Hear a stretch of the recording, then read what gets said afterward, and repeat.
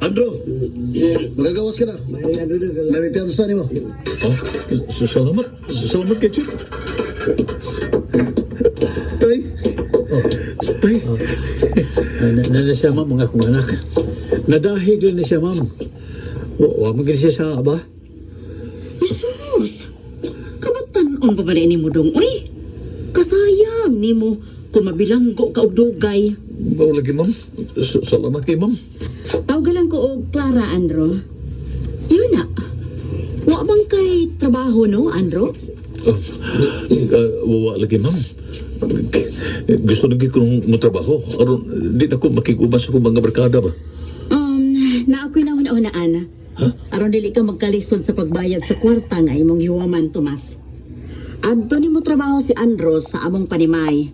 Hangtod nga makaimpas ka sa kwarta nga imong gihuwaman. Oo, ma'am Clara.